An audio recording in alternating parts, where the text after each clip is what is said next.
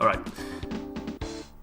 I wasn't actually initially planning on submitting this for SNES Super Stars, but there was a slot, or there was an opening in the schedule, and I figured, you know, since it's only 20 minutes, you know, why not just submit this and just do it? So, yeah, here we are. And there's lots of hot gems in this game as well. Yeah, there's definitely lots of really hot gems in this game. Oh, yeah, only if you select music track A. If you select B, you only get one track, and that plays throughout the entire game. My current PB is at that track, but we're gonna play with A. Alright. So, in this game we start off in the year 1730, and we don't start like right away, but there's a bit of a countdown. So as soon as we become active, that's when time starts, and we get our sword, and we're on our way. So in this game we collect a bunch of rune symbols and bells in each level in order to gain progress and fight the boss. Like, that's a pretty simple setup, but yeah, that's how it works. And we have these knives that I can pick up. I'll use those later. So this is a game that, well, besides being released for the SNES, has also seen releases for the Amiga, for instance, and that's probably the one that resembles this game closest. It's also, I think, yeah, it's also been for C64, a couple of other systems, but yeah, the funny thing is the level design is actually really different from all of the other releases. So we use the bell here in order to extinguish the fire. It's a pretty lengthy animation. We pretty much need to do that in order to make progress. So here's another rune symbol, and we just climb up. Easy stuff. Also, we have orbs. If I grab those, I can effectively take out enemies that are visible on screen, so it's a pretty good one too. Just gonna go over here. Activate this spell. Yeah, you see more short blows in the box in the game than in the box art. This is very true. This is very true. Right, this is a spike ball here. We don't necessarily need to pick that up. Yeah, let's listen to the music some more. Oh, wait, there's a hallelujah.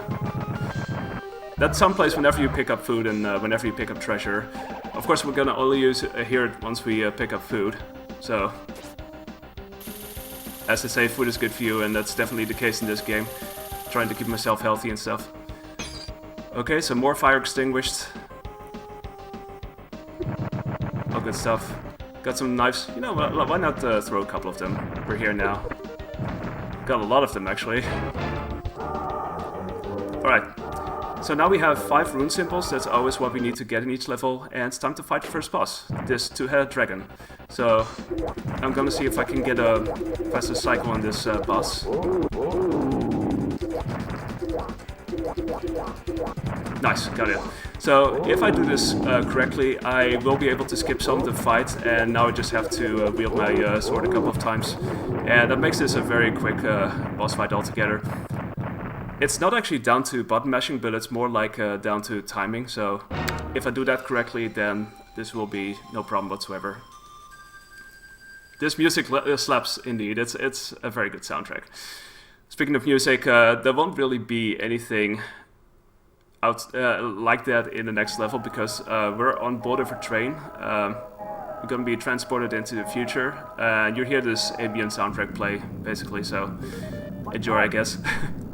So, yeah, at this point you might want to wonder, okay, so we're heading into the future, but why is that? Well, it turns out our master got killed by the so-called Demon King, and, well, out of fear of being caught, the Demon King then subsequently fled to the future, and we basically chase him. So it's, yeah, the time travel thing is a bit of a Samurai Jack-esque setup. So yeah, that brings us here. And yeah, this field of energy we can pretty easily walk through. I can actually use my sword to get rid of those, but they don't necessarily do that much damage, so it's still fine. Okay, I have to fall through there.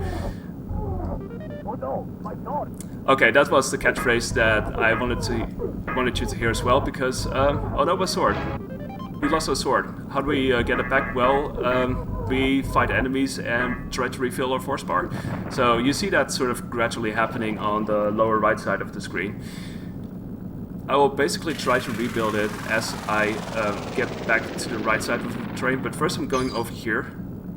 Don't worry, there's no ice physics whatsoever, I can just walk on ice. It's not slippery at all.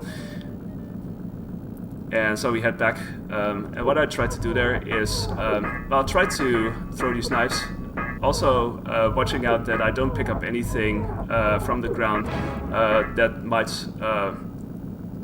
come in place of my knives. So if I pick up grenades, it will be pretty bad.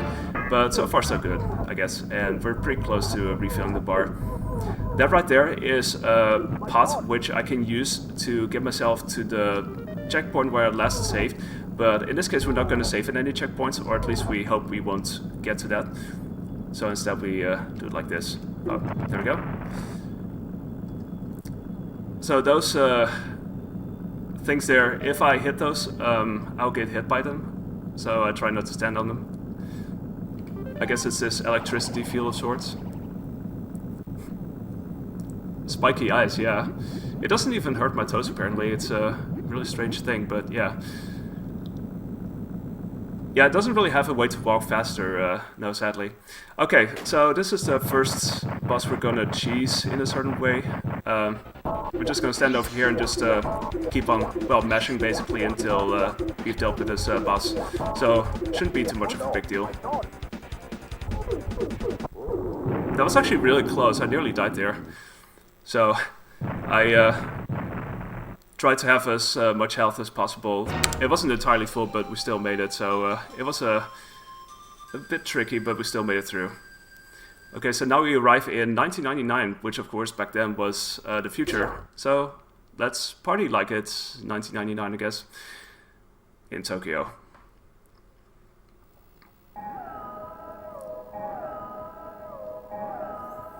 Yeah, so there's two bars. The life bar on the left side, that's my actual health bar.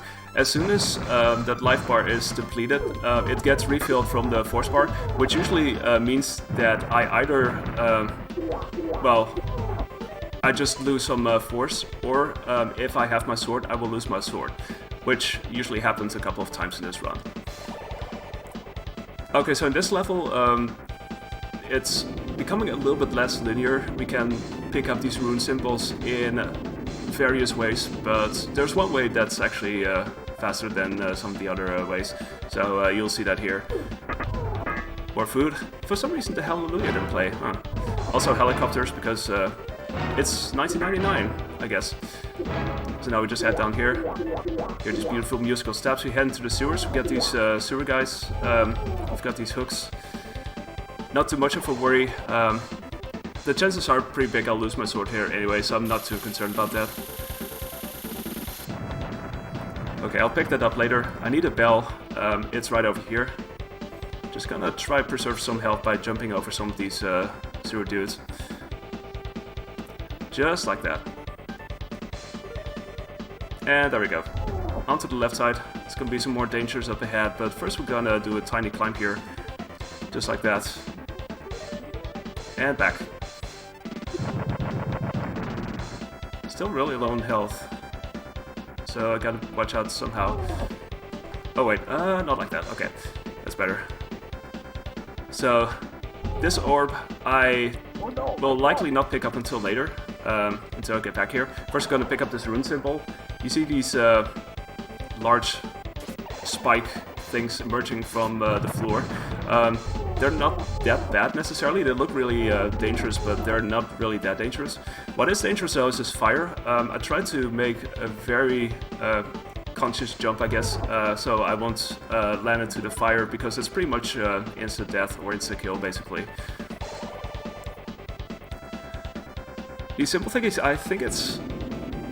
Yeah, well, yeah, they're basically rune symbols, but I think I've seen them described in various ways. I'm not exactly sure what the exact description is.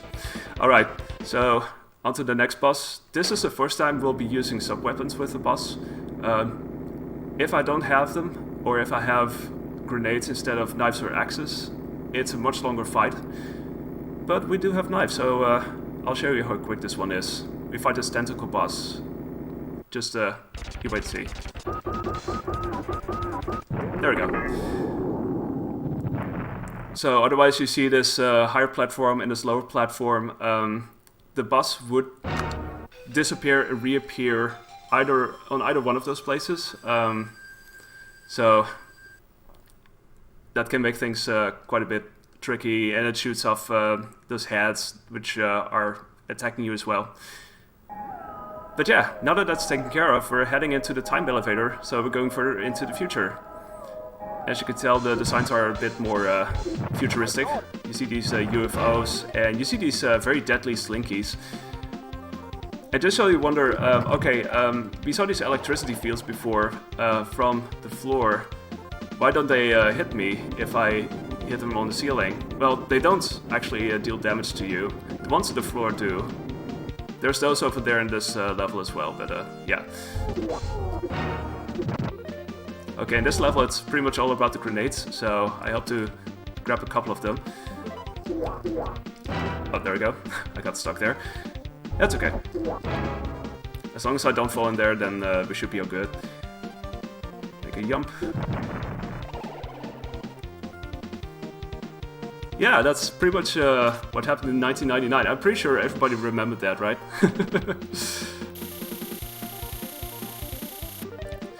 Okay, this next part is a bit, yeah, it can be a bit difficult in order to preserve health, but I'll try my best.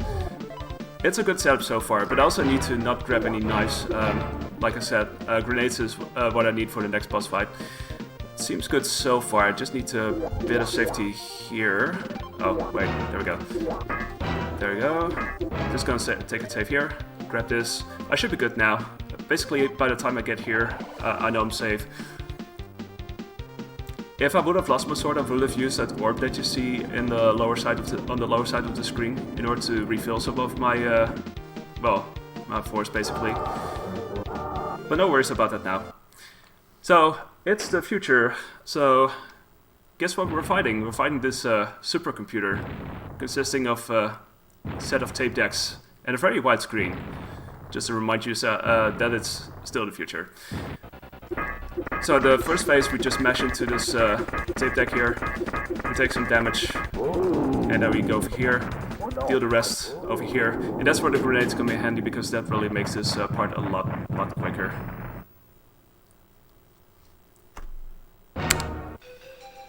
Pizza Boy got frozen in 1999, yeah. Indeed. Welcome to the world of tomorrow. Okay, this is the final level. We are well into the future now, almost the 20th... Well, it is the 23rd century. This is where the Demon King resides. So I guess you're all excited to see what he looks like and what the deal is. Well, this is pretty much the deal. We deal with these satellite orbs. They can be pretty mean, so I try not to have them interfere too much. So just jumping over here. This one I take out. And also more hot gems. I guess these are the futuristic gems for sure.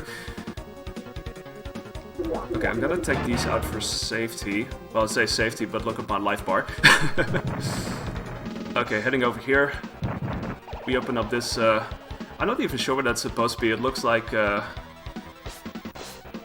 set of tubes or something sentient. Well, it is definitely sentient, but I'm not sure what it is.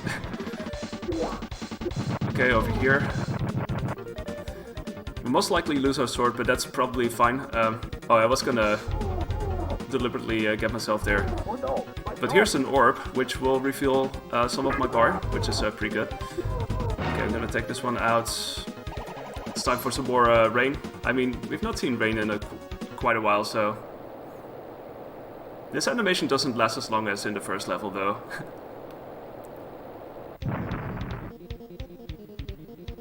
Are those watermelon bubblegums again?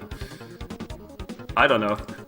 Anyway, grenades are in this part of the level also very effective, like one-hit kills, so it's a good thing I had a couple of spares from the previous level. It's nice that they get carried over. It's very handy. Okay, just gonna break this open. Okay, so now we see Kabuki guys. You can actually reflect their bullets and send them back, or kind of bounce them off, I guess. So that's pretty cool. But it can be still pretty difficult at times. Alright. Let's head over here. I'm gonna try and make sure not to grab this orb like right away, because I want to use it later. I tried to get a setup where I wind up getting my sword back at that point, but as it turns out, I already got it back now.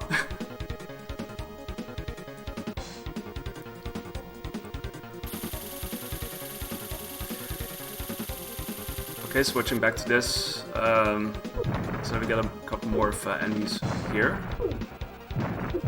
I was trying to go for a fancy setup where I tried to hit the lunchbox from way up there, but I didn't quite get there. Oh, how did I? Okay, apparently I did it from this platform. I don't know. That's okay. Okay, I'm gonna use this anyway because it's free. Why not? Okay, let's not waste this too much. This is actually going way better. I have a tendency to lose my sword here, and this is the only time loss that I have that prevented me from getting a possible sub 17. So yeah, we'll see how this goes, I guess. This is actually going quite well. Actually, I was de-rusting this today, and I got an exact same run, just like this. And there's a possible chance that that might have been a PB, but I'm not sure. I didn't have a timer running, so I'll never know. So we got a couple more of these Kabuki guys. We go up these stairs, where we will finally meet the Demon King. One more Hallelujah, descending us on our way. One more rune, and yeah, that should pretty much do it. So let's see what this Demon King looks like. You all ready? Yeah, Slinkies are definitely advanced weaponry. Anyway, this is the Demon King. As you can see, it's got spaghetti meatball legs. I have no idea how to describe him. Kind of looks like food, but you be the judge, I guess. And it sort of teabags you before it starts firing projectiles, and that's where we can attack it. And I could basically hold down or windmill up and then sort of mash. You only have to do a certain amount of hits. If you look at the test run of this, you see that it stops at a certain point, but I'm not exactly sure how many hits it takes, so I just wind up mashing throughout anyway. Okay, part 2. And then we're good for the second phase, so that's where some other things happen. Its eyeballs get taken out, and they'll attack me too, so there'll be roundabout fire, also very scary. Okay, I hope that I jump high enough that I can deal as many hits as I can. So we'll see how this goes. Ah, I missed a cycle, damn. I've not had that happen in a while. Okay, there we go, and that's time. Oh, apparently I still lost time because of the boss fight, I guess. But that was a pretty decent run, actually.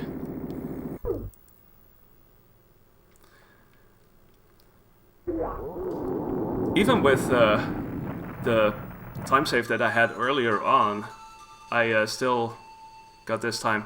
Well, it's pretty good though. I mean, my current PB is 17:12, and I have like 1 death.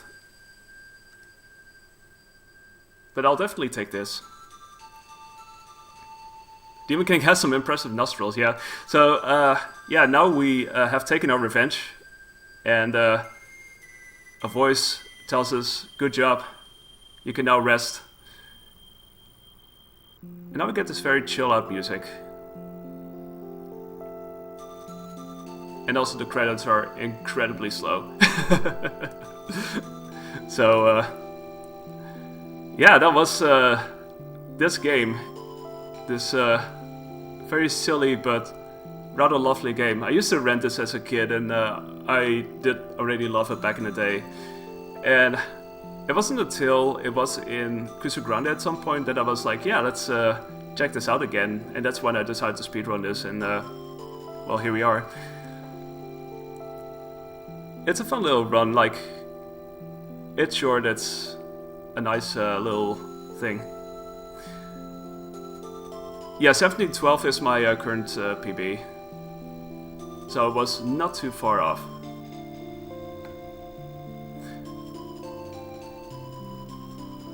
Yeah, credits again in that time frame, I know. Alright, so yeah, thanks everybody for watching, and thanks also for the GGs, just in case I haven't said it. I hope you enjoyed. And there was also a second game, Second Samurai for the Genesis, and that was Europe only. I did play that too, it's quite different from this game, but it's also quite an interesting one. Alright, I'm gonna check and see if I'm ready to sign off. Upcoming next is Linkermeister with a run, good luck to him, and yeah, have fun with the rest of SNES Super Stars, and hope you have a lot of fun. I'm signing off, take care.